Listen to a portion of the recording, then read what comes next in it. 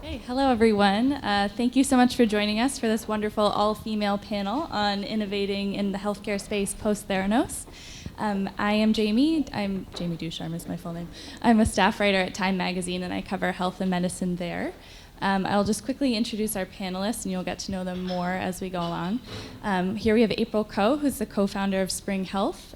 Spring is a comprehensive mental health benefit that helps employees understand their mental health needs and find the right treatments for them.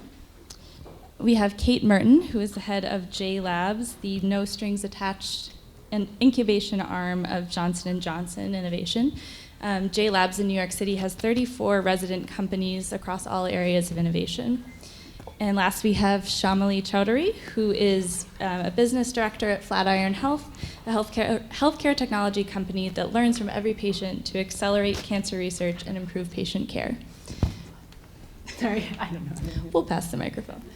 So we're going to start with a very hard-hitting question, which is, what is your dream job that is completely unrelated to what you're currently doing?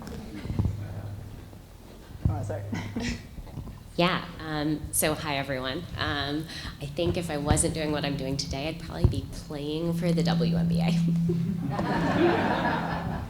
Mine's not nearly as interesting. I always say that if I was not doing what I was doing, I would be running a non-profit for young women and mentoring them and helping them discover where they really want to be. If I weren't doing what I'm doing today, I would probably be a lead singer for an indie rock band. Great, so we have some diverse interests on the panel tonight, but to dive into the reason we're all here, I think it would be great to start with the overarching question of just what makes health tech different from tech in general, and because we're here talking about the post-Theranos world, maybe you could focus on some responsibilities or priorities that are different, things that you have to be thinking about in the health space that other companies maybe don't have to. Whoever wants to start. Okay, so from our perspective, J&J's got like a long experience in healthcare, and I think we take for granted that we understand all the ramifications and the regulations that you have to go through. So when we see a lot of technologists kind of entering into our area, there's a significant amount of education. Obviously, dealing with people's lives is a little bit more not important, but there's a lot more regulation involved than just kind of helping them organize their tweets. I think the way that I see this manifest at Flatiron is the way we work with clinicians. So, at a typical company, you might have subject matter experts who you call in on their subject matter expertise. But for us, we work with clinicians kind of on every team they're embedded, whether it's a medical oncologist or a pharmacist or a nurse. So having that clinical perspective, not just on questions that are kind of explicitly clinical, but really on business questions, product questions, go-to-market questions. So it's really sort of how we function, and I think that's really defining for us at Flatiron. So happy to be here today, and I actually wore a black turtleneck in honor of Elizabeth Holmes. So I hope you appreciate that. I think health tech and tech are very different. And I used to joke with my team that we should move fast and break things except HIPAA. And in reality, what it actually is move fast and please don't break anything, please. And I think that the biggest difference is that we're talking about patients' lives, right? So I work on Spring Health. We're a mental health benefit company for large employers. And we use data to make mental health care a lot better. And we're talking about suicides, right? We're talking about suicidal ideation on a regular basis. We're talking about people who struggle with severe bipolar, ADHD, eating disorders.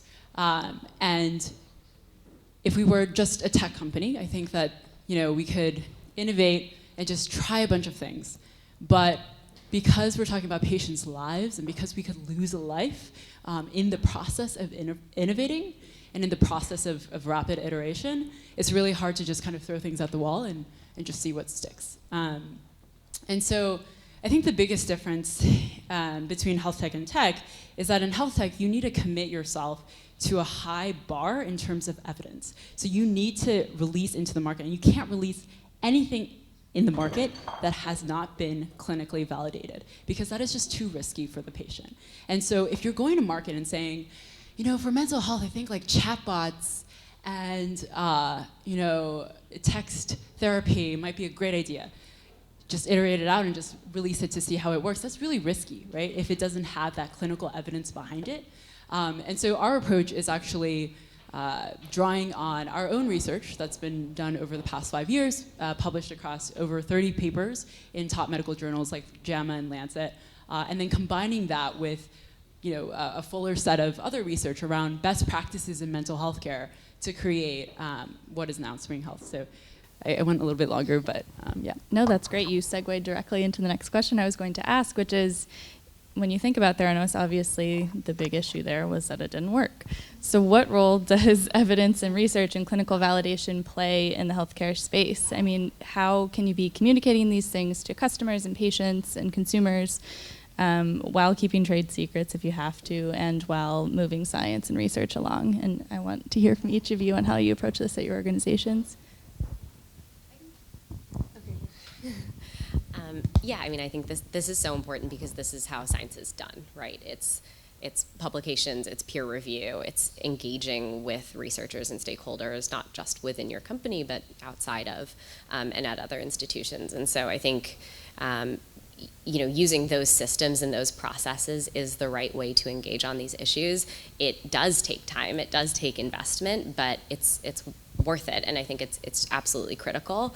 I think at Flatiron we think about this not just to share and validate our methods and our findings, which is absolutely part of it, but also getting that feedback, engaging with the community of researchers who work on the issues that we work on so that we can move the whole field forward, because I think it's not enough to just do one of those. So in JLabs, we have a variety of entrepreneurs that run their businesses within kind of our incubator. So we're not sort of specifically responsible for their science, but we do spend a lot of time kind of working with them so they understand what good looks like. I wouldn't say that the sort of whole Theranos situation was a good thing at all, but it's actually been a great learning when I have discussions with the companies within our incubator, because they realize that just sort of having a good PR story and claiming that you're going to have this value is no longer good enough. You're going to be held to a completely different bar. And one of the ways we help them think about that is not just they have to deliver on the clinical evidence and make sure they've picked the right endpoints that are going to have value in the marketplace, but kind of to your point, they have to think about all of the stakeholders that they care about. Like, are they really thinking about the patient journey? Are they thinking about the payers?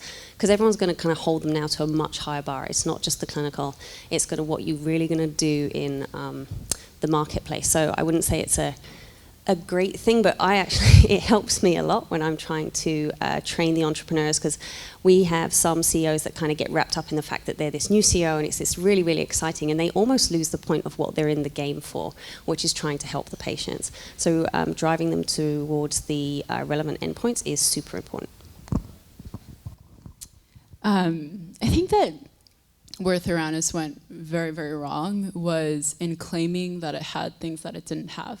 And I think that's actually, Theranos isn't a unique mistake, and actually there are other companies that are making the same mistake today, where I see this trend of projecting a lot more evidence and research and clinical validation than you actually have. And it was surprising for me entering this market and realizing that, as soon as we started to say, we have these papers and, we emphasize the research and the clinical validation, our competitors started to, mimic that language. And it's tough because we sell to large employers, and we don't sell to necessarily health systems, or we sell to health plans, but sometimes the buyer doesn't want to scrutinize the difference between just saying that you have all that research and actually having that research. And so that's been a surprising trend. I don't know if I actually answered the question, but yeah, something that I've been noticing recently.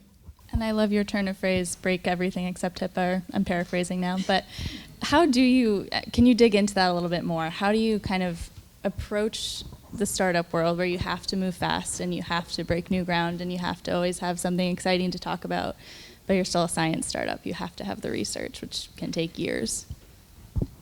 Yeah, I think the way that we think about it is that you need to move fast in the commercialization. You can't move fast in the validation. So what I mean by that is there's a huge gap today between research and academia and commercialization. And actually, there's a ton of innovation happening in academia. If you read the latest JAMA papers on mental health care, they describe these best practices, and they're very aspirational. They describe practices and approaches that are just not implemented today in real care. And so the challenge for us is like, how do we draw on all this rich, evidence that already exists, and how do we bring it to the real world and bring it into the market and have doctors start to, deliver care in a dramatically different way. And so the commercialization part is where we can move quickly because we already have the evidence to work with. But I would say trying to release something into the market willy-nilly and just see if it works and see if it impacts clinical outcomes is just too risky, and that's just not the approach that we want to take. And Kate, go on. I just think you have a very interesting perspective on this, which you kind of hinted at already in your role, or JLab's role, in mentoring and guiding these very, very new companies who are still in the incubation phase. What do you tell them when you have these conversations with them? What about what good looks like and where they should spend their time? Exactly. I couldn't agree more that you can't rush the science. Having obviously the nerdy, well-controlled science, there is absolutely no substitute for that. And when a company applies to JLabs, there's a couple of things that we're really stringent on. You've got to have the best of the best science. You really have to prove that you know what you're doing. You have to have an incredibly experienced either you've got to have an experienced team or you've got to have people on your board who know what they're talking about, which isn't like a substitute for the science, but it's going to tell you that you're probably going to get there a little bit quicker than everybody else. You're not just a couple of people who don't really know what you're doing. And you also got to make sure you're meeting an unmet medical need. The reason we really stress that one is, apart from with J&J, and that's what we believe in, it's when it comes to commercialization, you're going to find that a hell of a lot easier if you've actually got a market who needs you. I can't tell you how many startups I've seen who've got this wonderful solution, but then they're actually trying to form it into people that don't really want it. So you've got to spend time on the science, you've got to make sure you've got the right market, and you've got to make sure you are surrounded by people who know what they're doing. There's nothing wrong with having a first-time CEO. Half of the entrepreneurs in JLabs are first-timers, but you've really got to have a strong CSO on your board. You've got to have a strategy officer who's been there before. That's the kind of advice I give them. If you want the whole package, make sure you've got people around you who know what they're doing. And Shamali, something I wanted to ask you about, because I don't think we can have this conversation without talking about privacy and where that fits into all of this. Flatiron is doing some really interesting innovations using large data sets and applying that to cancer care, but you also run into some questions about if patients know how their data is being used and if they've opted into that. Could you talk a little bit about threading that needle? Yeah, absolutely. So I think this is a really important point for Flatiron as a company, and also probably for most of us who work at Flatiron, but for most of us who work in healthcare, the issue of privacy.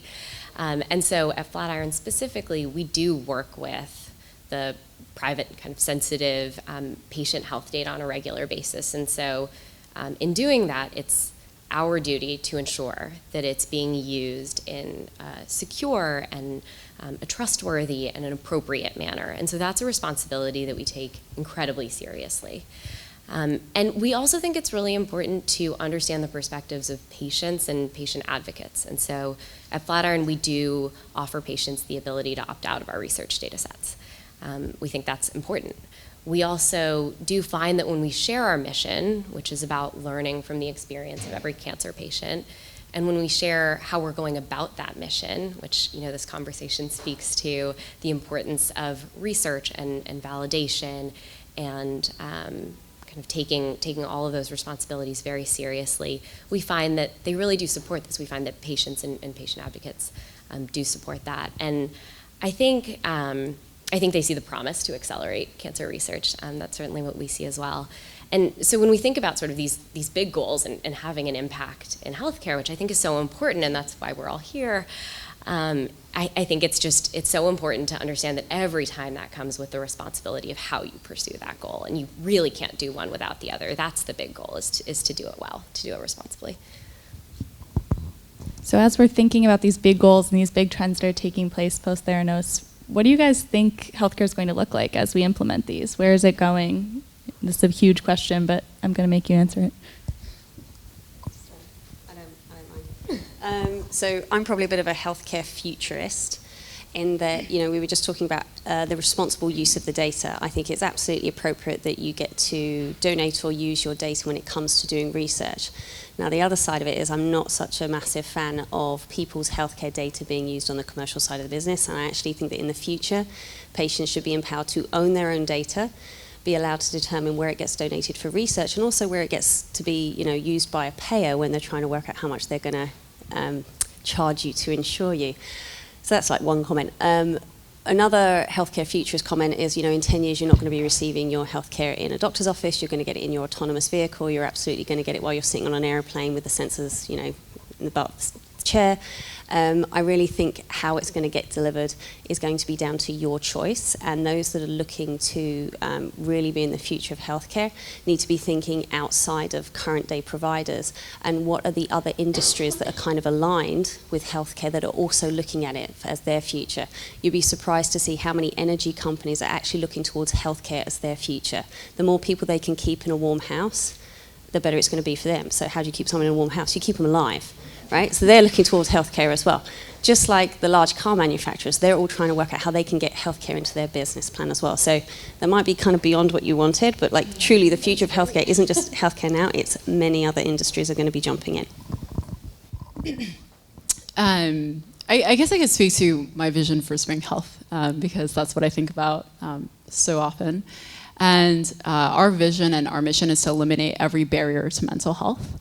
And so the way that I talk about it is, I was inspired to start Spring because of my best friend, and I watched her go through 4 different providers, 3 different diagnoses, and 7 different antidepressants in her journey to get better from her severe depression.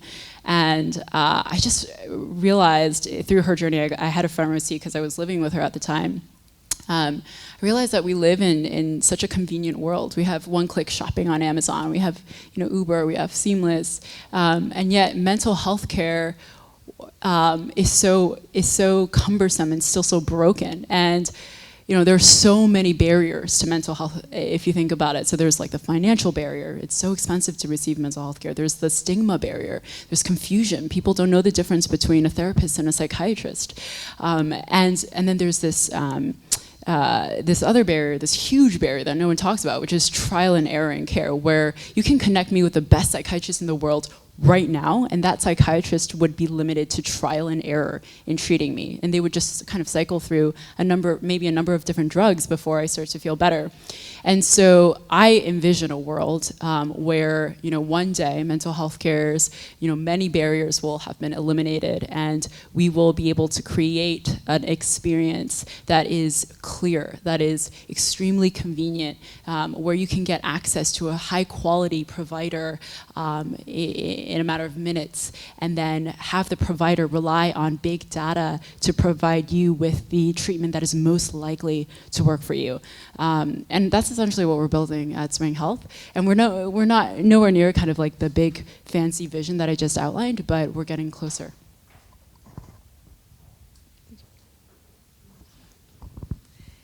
I think from my perspective, kind of hearing this conversation, I feel like I just feel incredibly optimistic. I think there are huge challenges in healthcare, and some of those are around access, some of those are around cost and financing. I think conversations like these make me feel really optimistic and excited about working on these issues because they are so big and hard to tackle. But I think that the pace of innovation has been really exciting, not just on the therapeutic front, not just on the outcomes we're seeing, but kind of across all of the different pieces that we would need together to make progress. So that's sort of what excites me most. And to end on a positive note before we turn this over to audience questions, very briefly, if you can pick one, what is the most exciting or promising thing happening in your corner of the healthcare world, and how do you see that kind of, impacting healthcare moving forward? So this is really a corner, but for Flatiron, we're working on real-world evidence in cancer care, and the FDA has recently issued a really exciting framework on real-world evidence. So I think we're just seeing a lot of engagement on this issue. We're really excited to be a part of that conversation, and I think it means that there's just a lot more to come. I've got a couple of answers. I'd say on the one hand, on the bigger end, it's thinking about disease prevention. So a lot of healthcare companies at the moment make a lot of money out of treating disease. Wouldn't it be wonderful if we could actually go to the other end, work out what's going on with a patient before it even gets there? Or maybe they're not even a patient, maybe they're just people, once again. How can we prevent them from even getting sick? I see people working in that area. I find that incredibly exciting. And then from more on like the nerdy end, like a tangible example, I've got a company within New York J Labs, Envisagenics, and they're using artificial intelligence looking into the area of RNA splice variants, where they're picking up a ton of new drug targets that we've never seen before, and they're actually able to reduce the time to market of a product like significantly by years. So, you know, someone who's actually worked in a lab and developed a drug and it took forever, that is just amazing and incredibly inspiring. The most exciting thing, there's so many exciting things, but one of the things that's exciting for me is some of the latest research that we published describing how exercise can, we've now proven on a really big scale that exercise can help reduce symptoms of depression and help with your mental illness. And so now we're getting closer to a point where we can start to prescribe exercise regimens. So that's like incredibly exciting for us and something that will make it into the product sometime soon. Great. Thank you all so much. And I'm sure that you all in the audience have questions, so I will now turn it over to you. So I'll sort of direct this to you.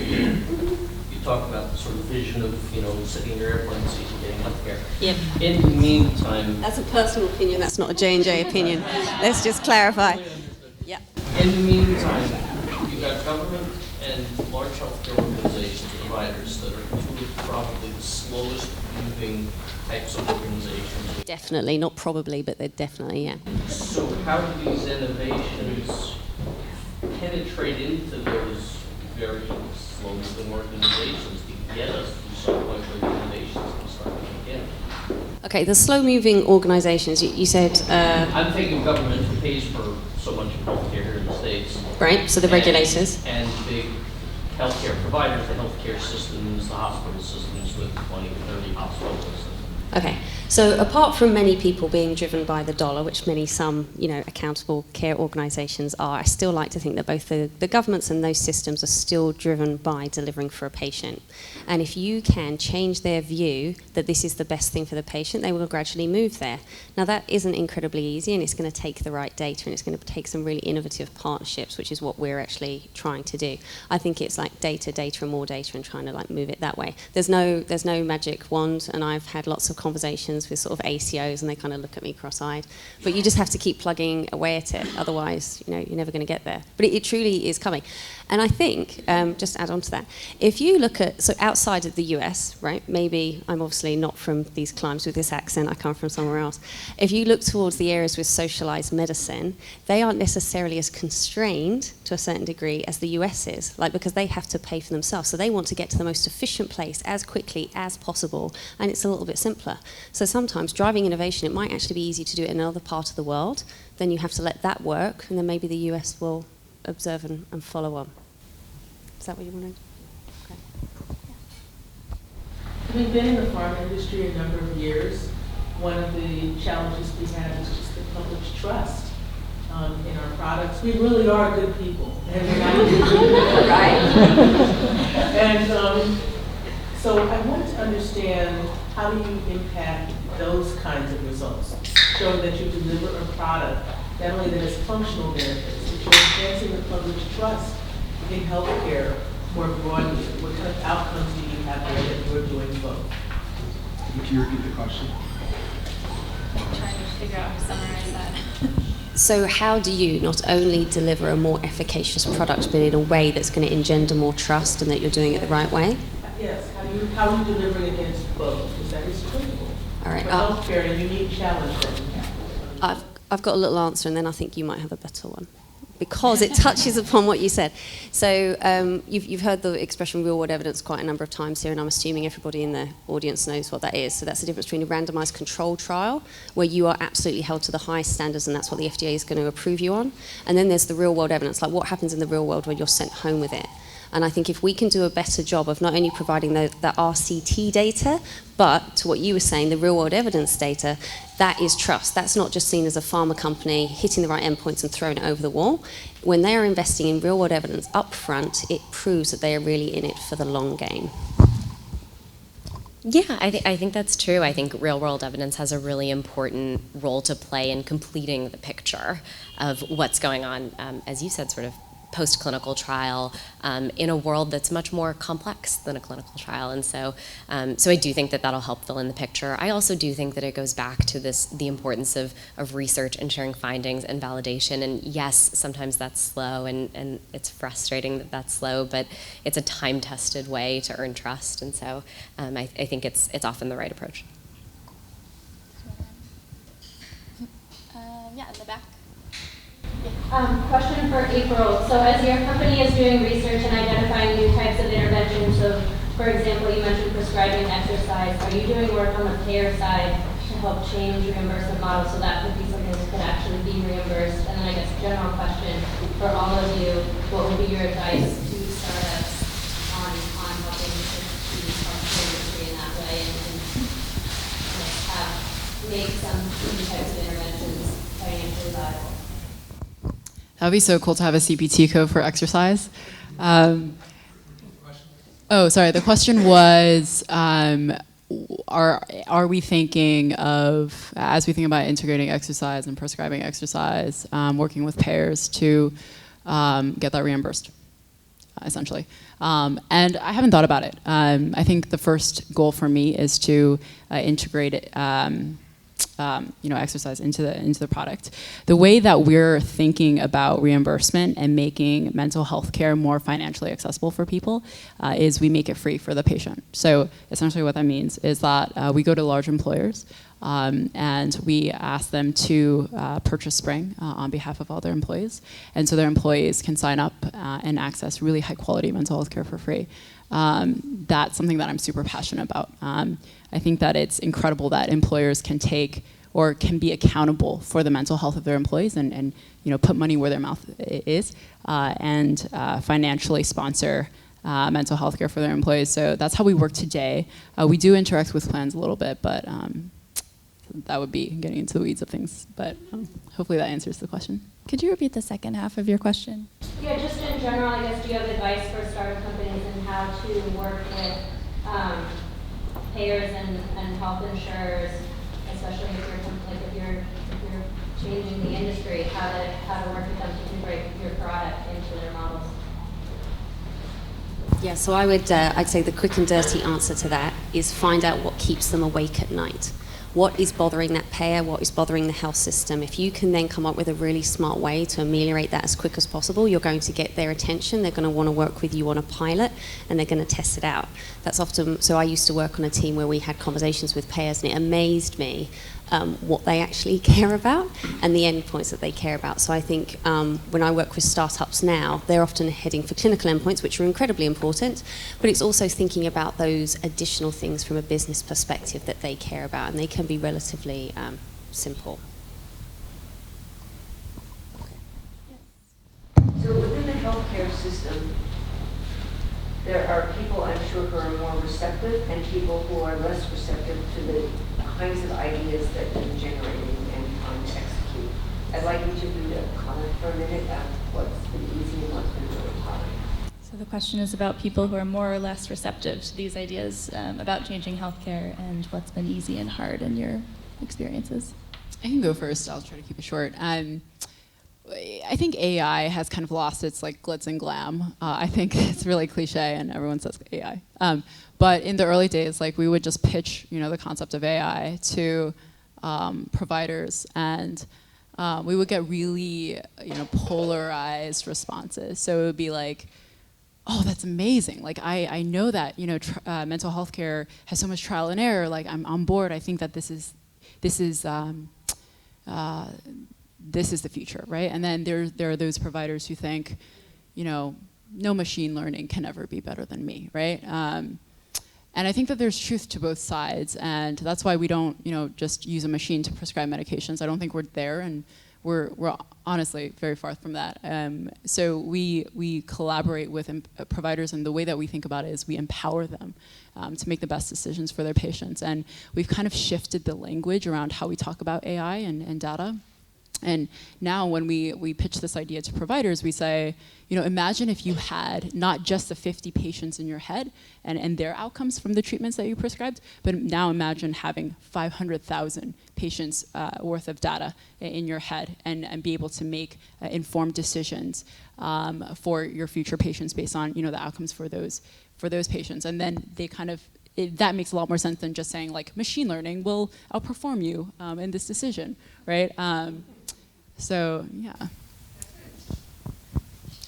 Two-part answer, one of which I've already given. So if you really want to get people to pay attention, find the thing that they're having the biggest problem with, and it depends on who they are. So payers think cost per member per month, so obviously they think about what's going to help them with their dollar sign and insurance.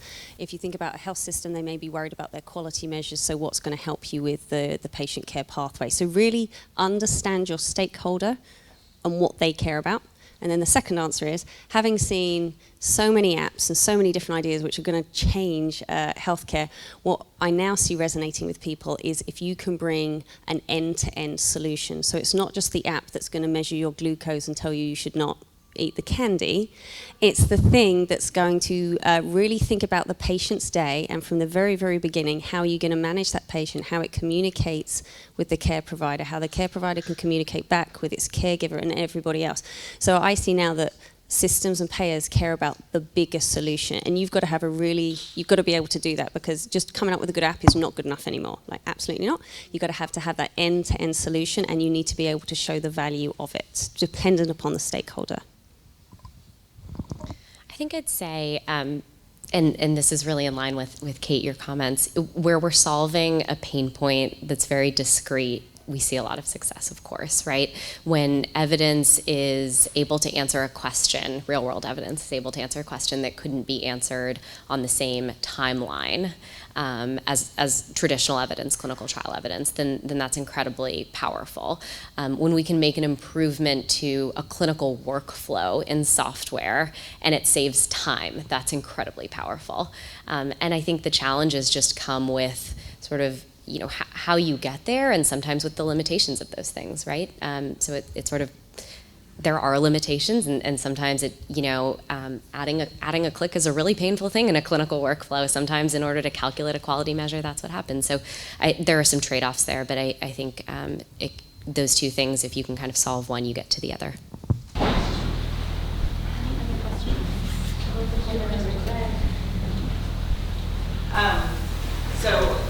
I am an interesting case study. I'm an ex-scientist, now off your startup world. And I think about this question of, was the problem with Theranos really just that the problem didn't work, or was it that there was this disconnect between what the market thought worked and the science? And as an academic, one thing you know is that science is wrong. We talk about just looking at the evidence and just looking at research, but right now, psychology, neuroscience, biology, cancer, they're going through a severe self-reckoning. We're looking at a reproducibility crisis where a lot of things we believe to be true are no longer thought to be scientifically valid. So it's possible to imagine a startup that ends up in a situation where they have market momentum, and the market wants to buy a product, and it was created under a time in which the science was valid, but then the science is now. So what do you do then? If people are buying your product, and now you know that you were selling where is the ethics at that point? And I can imagine this happening, and I'm just kind of curious if Theranos wasn't just bad actors, but a true outcome of the system as it works. Where is our responsibility then? So the question is how to keep up with updating science and how to ensure that your company is, being ethical as science moves along and progresses. That's a great question. So, it really does come down to a judgment call, and the whole idea of medicine is, number one, do no harm, right? So the second that you have seen a piece of data that suggests you are no longer on the path of scientific truth as you know it today, you should find it within yourself and within your board of directors to call a halt to what you're doing. And for me, if it was my startup and I was producing a molecule, and at one point I saw that it maybe wasn't doing what I thought I'd do, I'd ask myself the question, would I give this to one of my children? Like, that is a key one. If you're going to give it to your mum, or are you going to give it to one of your children? And if the answer is no, you should probably stop your business. Now, the encouraging thing I have seen post-Theranos, and this actually happened to me yesterday, was that I was being asked by a VC who wanted to take a lead in the round of one of my entrepreneurs. And instead of just being asked about the data and what I thought about the technology, they started asking me about the values of the CEO, and did I think he was an ethical person, and how was he going to conduct the company in the future. And they were really interested in how he developed as a person, rather than just the business. And I think that is actually a good thing that's come out of the Theranos work, because they want to know how you're going to roll when the chips are down and when something really bad is put in front of you. So the answer is, would I give it to my kid? Yes or no. The second one is, let's start thinking more about the morals of the CEO and who actually runs the business. So I love it when I see like clickbait that says like, science says you should drink more wine at night. And so like science means so many things. Like you can make a study and say like, this is science. And I think for us, it's really been a good struggle in educating the market around good science versus bad science. Like for example, I would say, and I think a lot of academics would back me up here, a paper in JAMA is considered good science because it's been scrutinized by leading academics and leading experts in the field.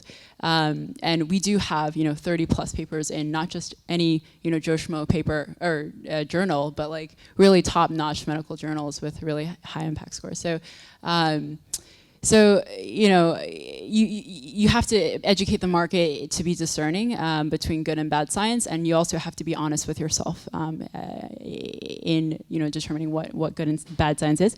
And I think to help with that, you need a really awesome scientific advisory board, and that's what we installed from day one. We got started at Yale, and so we got the psychiatrists who were working on the early technology on the scientific advisory board immediately, and then we started just reaching out to a number of experts in computational psychiatry and just adding them to the SAB, and that's really helped us in staying honest to what good science means. We probably have time for one more question. How valuable is healthcare data? So just thinking nefariously, if Mark Zuckerberg was running a healthcare providing company, give me your healthcare, you're going to get free health. Give me your data, you get free healthcare. Maybe a lot of people signing up, but just thinking from the other side. How valuable is healthcare data is the question. I want to go first again. I don't know what like Zuckerberg would value data at, or healthcare data at, and I can't put a dollar amount to it. But and this is kind of like I guess not a throwaway answer, but just my answer.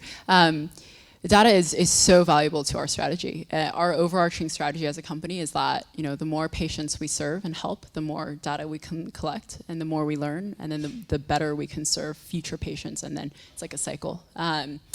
And so it's such a key part of our strategy, and I think it's what's going to help us improve clinical outcomes, which is what we ultimately want. So we want people to get better faster. And in behavioral health care, there was virtually no data before.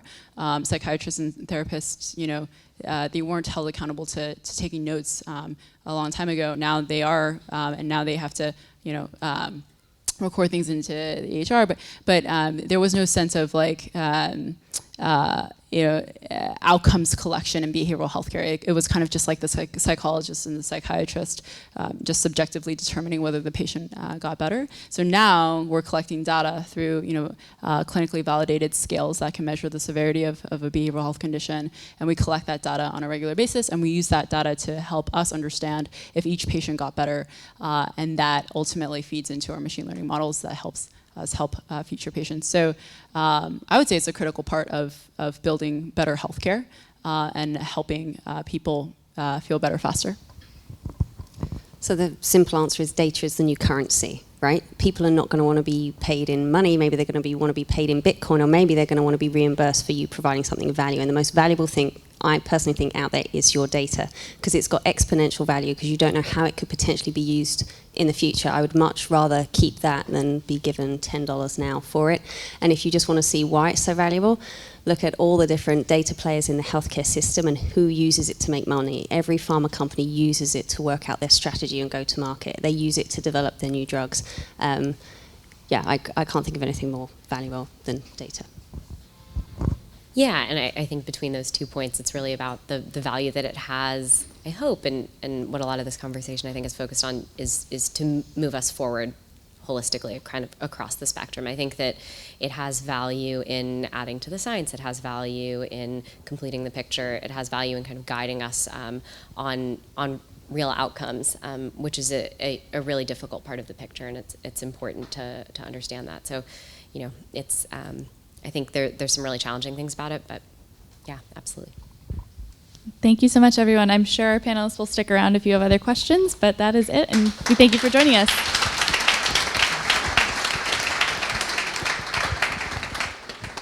Let's give one more round of applause for such an open and engaging panel. Thank you.